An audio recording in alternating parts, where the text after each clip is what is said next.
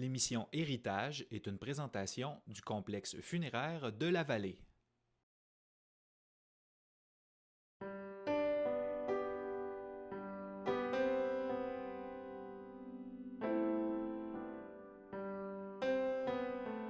Dans cette série Héritage, René Canuel discute en tête-à-tête avec des personnalités marquantes de la Matapédia qui veulent léguer aux futures générations et partager leur histoire. Aujourd'hui, M. Daniel Thibault.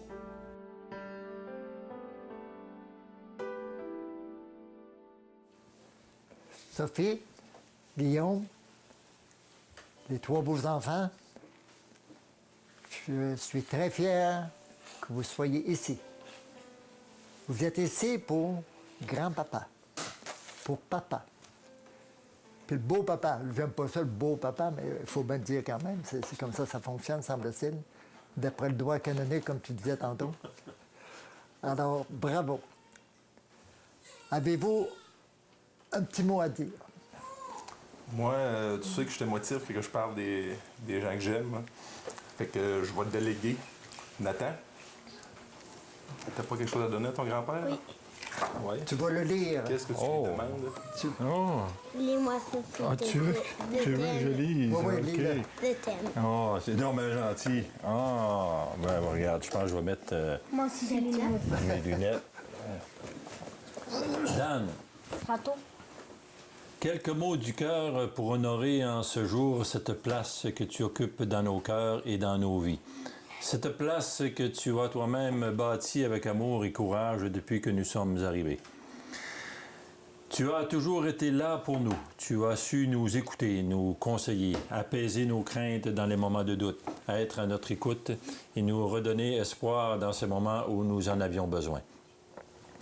Tu nous as appris tant de choses. Nous aimons cette complicité et cette bonne entente que nous partageons.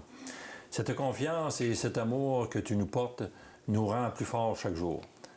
Tu nous as donné les outils pour affronter la vie, mais surtout pour être heureux et tu as prêché par l'exemple. En vieillissant, même si René n'aime pas le mot vieillir, nous comprenons mieux la grandeur de ta générosité et de ton amour pour ceux que tu chéris. Tes enfants, tes petits-enfants, Sophie, Stéphanie, tes amis, dont certains sont maintenant une extension de ta famille. Tu nous as fait comprendre qu'il est important de prendre le temps pour ce qui est vraiment important dans la vie. Aujourd'hui, nous prenons le temps de te dire à quel point nous t'aimons. Notre gratitude et notre reconnaissance sont sans borne. Nous sommes fiers de t'avoir comme père. Cette pensée symbolise tout l'amour que nous te portons et que nous te porterons à jamais. Merci pour cet héritage que nous consommons quotidiennement. Tes garçons, Guillaume, Jean-Philippe, Sophie. Hey, merci beaucoup. C'est d'abord Un petit mot de dire. Hein? J'ai un petit mot de dire. Oui, oh, oui. Daniel. Attends un peu, il y a un petit mot à me dire. Oh, un petit mot, oui. Grand-papa, je t'aime. T'es un très bon grand-papa. Oh. Formidable. As-tu un petit mot, toi aussi? Moi? L'aimes-tu, ton grand-papa? Peux-tu? Dis-lui. Puis, grand-papa, je t'aime beaucoup, puis j'aime ça quand tu penses aux autres avant de penser à nous. Oh, c'est non, mais gentil. Merci. Puis, frère, tu as un petit mot à dire? Merci. L'aimes-tu, ton grand-papa? Tu l'aimes pas? Oui. Tu l'aimes? Oui. Est-ce qu'il te garde de temps en Merci, temps? Sophie. Est-ce qu'il joue avec toi? Est-ce qu'il joue? Oui. Oui, tu commences. Ben oui, hein, des fois, on sait Daniel. taquine un peu. Dans la lettre, là, dans le texte, c'est très, très beau. Je te félicite. Quel outil tu leur as laissé? Il dit que tu as laissé des outils en héritage. Un outil, entre autres. D'après toi. Je reviens un peu à ce que je disais tout à l'heure, de savoir écouter. C'est beau écouter, mais le savoir écouter, comment écouter, puis cette présence-là, et je pense que c'est un outil, l'outil passe partout. Quand tu prends le temps, tu t'arrêtes pour écouter, puis saisir ce que l'autre, pourquoi l'autre est là. Je pense que c'est l'outil, le passe-partout idéal dans la vie pour... et puis après ça, d'être capable de méditer. Méditer sur ce qu'on est, méditer sur ce qu'on va faire, et puis toujours revenir et se poser des questions. Toujours être capable de se poser des questions. Je pense que c'est les outils que j'ai essayé de laisser à mes descendants.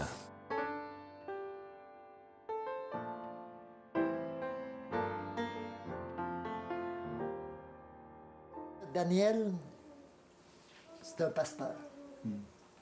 C'est un berger. Et tantôt, vous vais développer un peu plus. Et vous autres, le travail que vous faites, c'est à peu près, différemment, le travail d'un pasteur, le travail d'un berger. Vous vous occupez du plus petit comme du plus grand.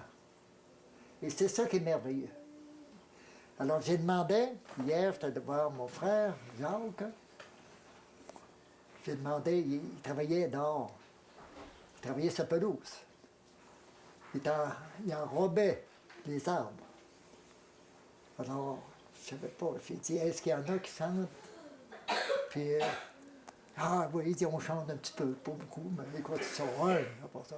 De toute façon, il a accepté. Je vous remercie.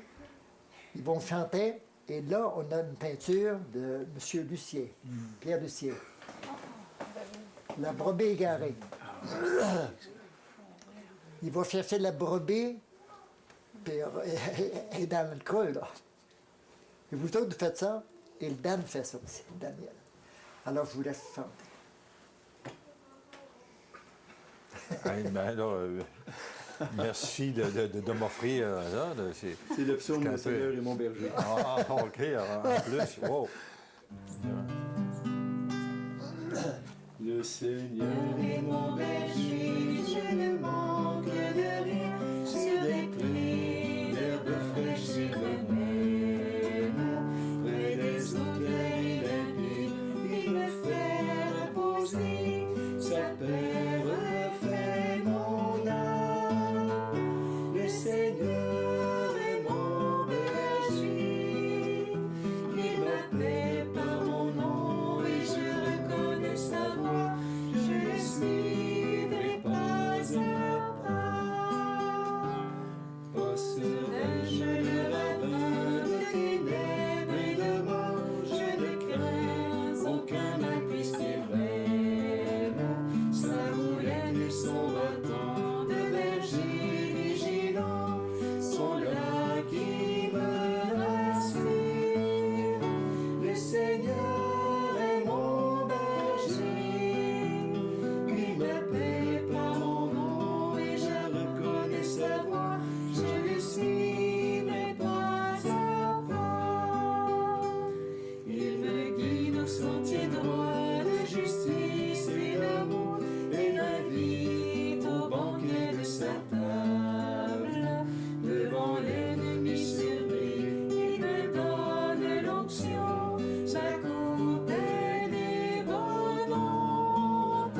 Le Seigneur est mon berger. Il m'appelle par mon nom et je reconnais sa voix. Je le suivrai pas à pas. Hey, merci. Bravo, beaucoup. bravo, bravo, bravo. C'est rassurant de se faire chanter cette chanson-là. Non, Oui. quand on dit qu'il y a un berger qui est beaucoup plus important, beaucoup plus présent, qui est toujours là, sans trop s'en rendre compte. Mais merci de ce beau témoignage. Ça nous fait plaisir. Oui. Maintenant, je vous remercie énormément. Puis tu l'as dit, hein, c'est touchant. Surtout chanter par des voix comme ça, des voix sincères. Là. Je veux dire, on ne chante pas ça. Non, non, non. C'est une prière qu'ils viennent de faire. Exact. Puis toi, je te voyais prier tantôt. Ben merci. Maintenant, lui, Daniel, il a 3 enfants. Il y a Guillaume qui est ici, il y a Jean-Philippe qui est à Gaspé, et le plus âgé est décédé d'un cancer. Et il était malade 8 ans, Ouais. Frédéric. 8 ans. Moi, je l'ai vu L'avant-veille de son décès, il était tout souriant. Il était calme. Puis Daniel était autour.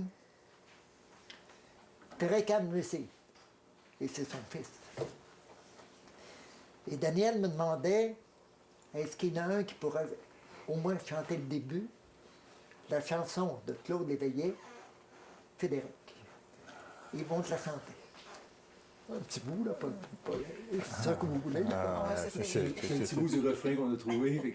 Ah oui, ça c'est toute une surprise. Ça.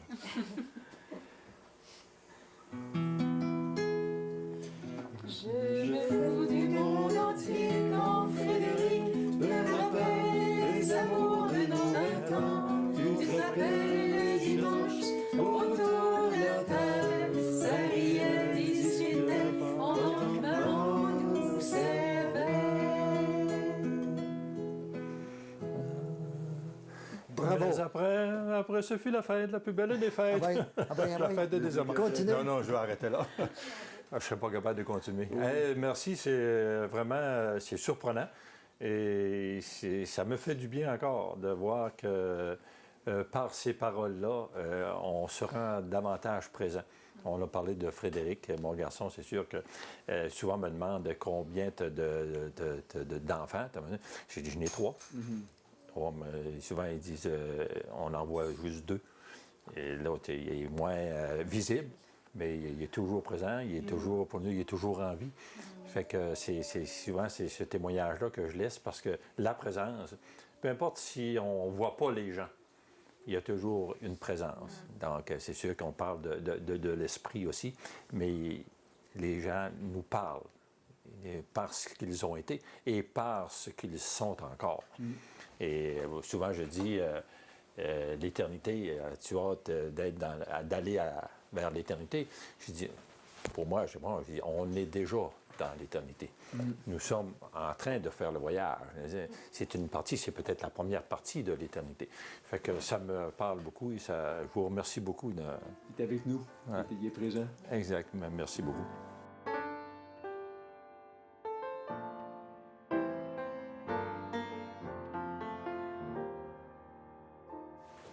Daniel, on l'a vu tantôt, tu as pris ta retraite. Mais c'est une retraite que j'appelle engagée. Tu es président de la fabrique. Ça veut dire quoi, ça, au juste? Bien, c'est sûr que quand on parle de président de la fabrique, c'est l'administration des biens de l'Église.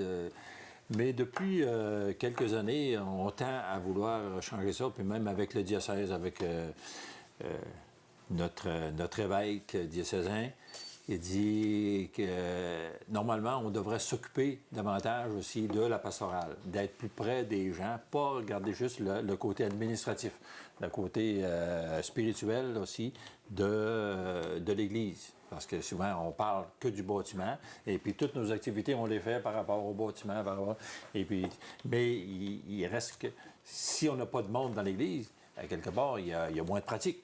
Donc, s'il y a moins de pratique, bien sûr que c'est drôle à dire, mais il y a moins de bénéfices. Donc, c'est difficile. C'est pour ça qu'il ne faut pas en demeurer à la recherche de sous pour faire vivre le bâtiment, mais qu'il y a un partage aussi pour essayer d'éduquer ou de réévangéliser, veut dire, nos gens par rapport à la religion, d'être plus proche du spirituel. Parce qu'on a oublié le spirituel.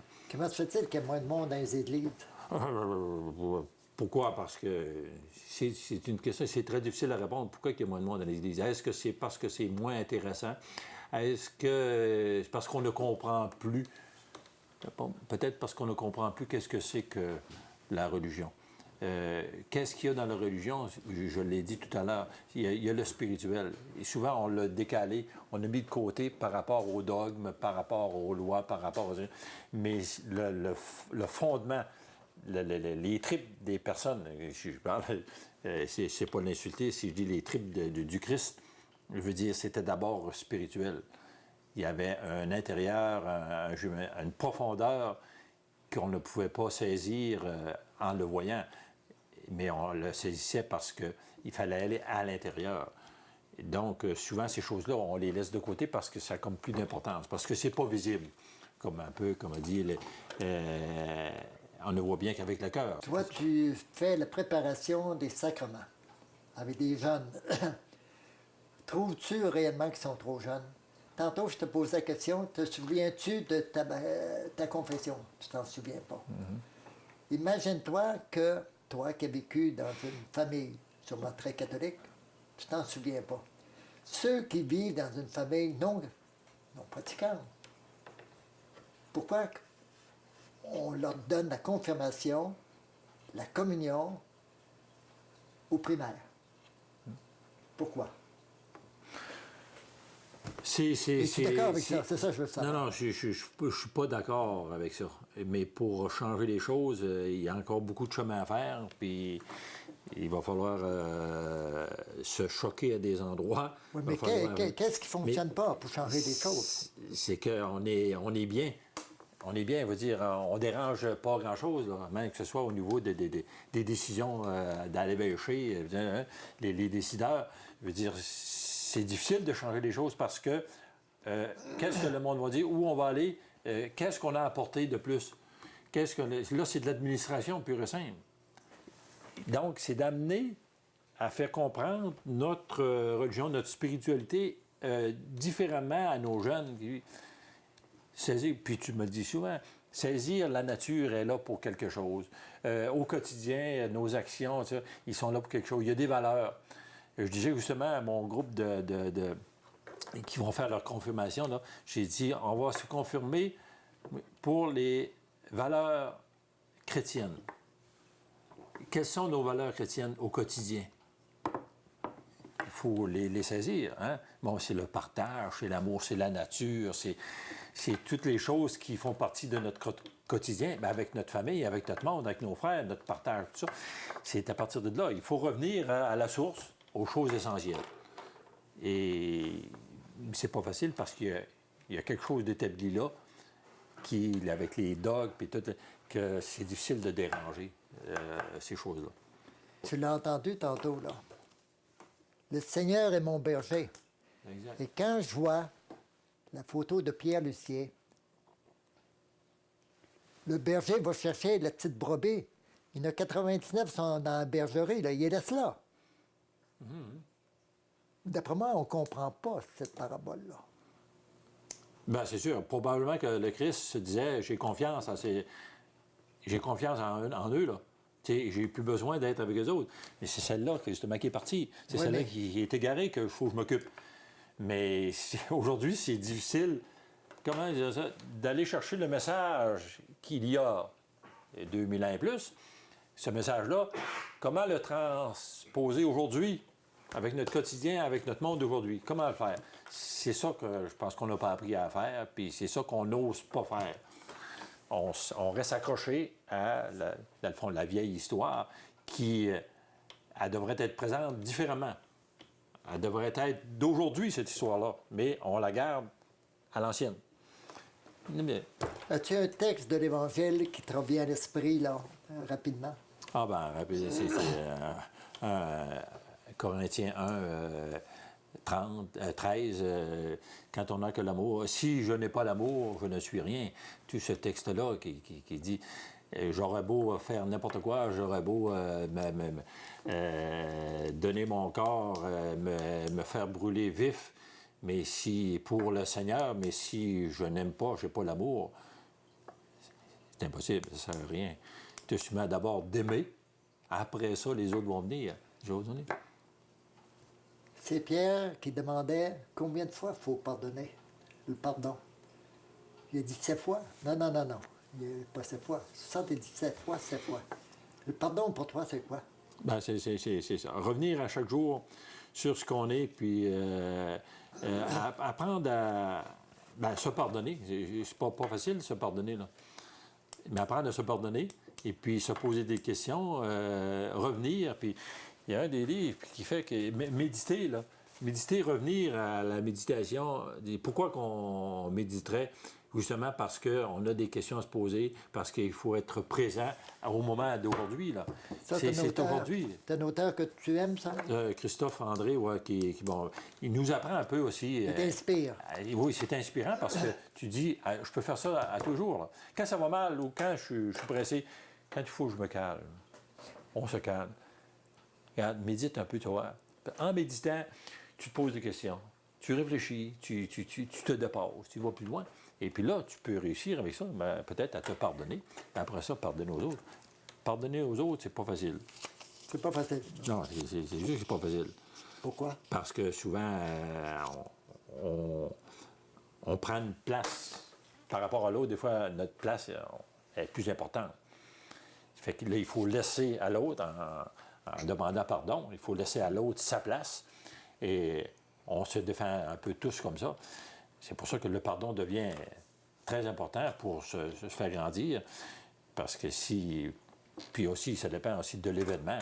S'il y a des événements, quelqu'un tue un enfant de quelqu'un, et ça va être long avant que la personne dise, bon, on va lui pardonner. Mais je ne sais pas, ça ne peut pas arriver.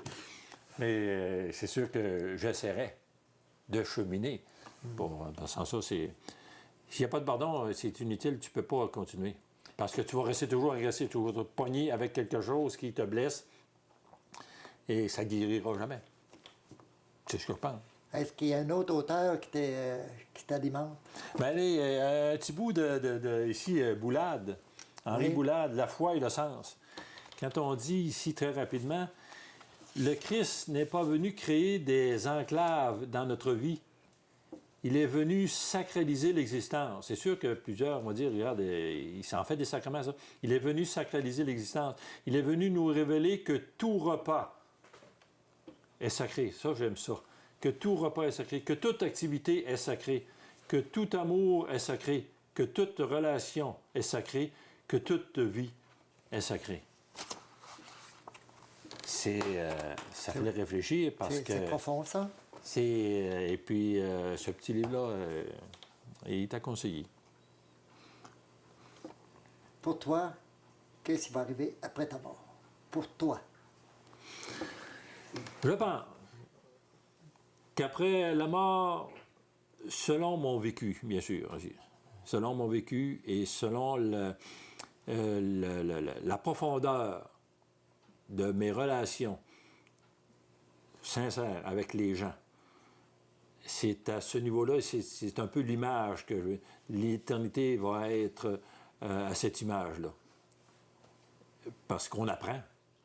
Si on est sur Terre pour dire, ben, après ça, ça va être autre chose, d'après moi, ça ne fonctionne pas. C'est que là, on apprend à aller vers notre mort, bien aller vivre l'éternité. Mais c'est aujourd'hui qu'on apprend ça. C'est avec nos actions, c'est avec nos relations, c'est avec notre monde. Je veux dire, on ne peut pas vivre l'éternité tout seul. On ne peut pas vivre notre...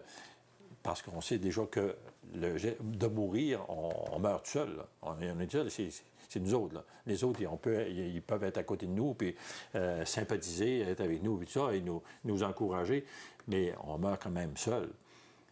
Mais cette préparation-là se fait avec tout le monde.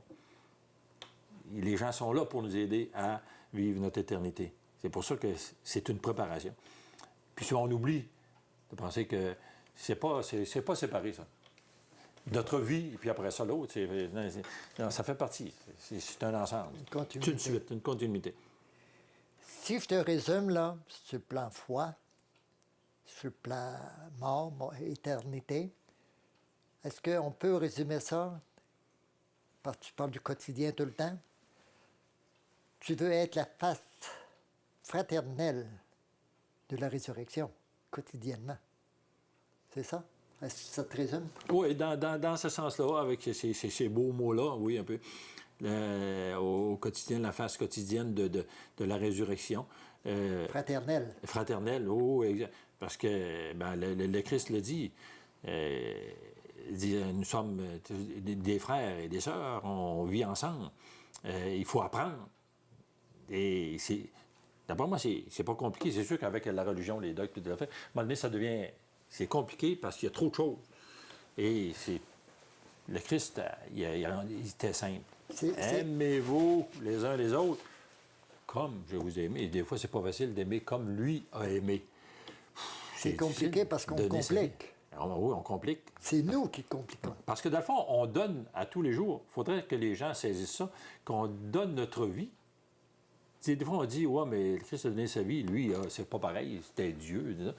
Mais que je regarde mon garçon, là, ses enfants, il donne du temps, il donne de sa vie à tous les jours pour ses enfants. Moi, quand je travaille dans des organisations à faire des... Je donne ma vie. Quand j'étais à l'école, je donne ma vie pour être avec les autres, pour travailler des choses. C'est ça, donner sa vie aussi. Il ne faut pas dire, bon là, je vais me sacrifier, puis je vais me requérir, puis je donne ma vie, là, puis tout est réglé. Non, ça ne marche pas de même. Toi, je te connais, comme je te dis, depuis 68. Je t'ai tout le temps trouvé heureux, optimiste, de bonne humeur, plein d'entrain. C'est un héritage, je m'imagine que tu es hérité. Mais c'est quoi ta recette? Il y a une recette certaine. De dire, il n'y a pas de recette. En tout cas, il n'y a pas de recette écrite. C'est notre façon d'être. C'est toujours dans la relation.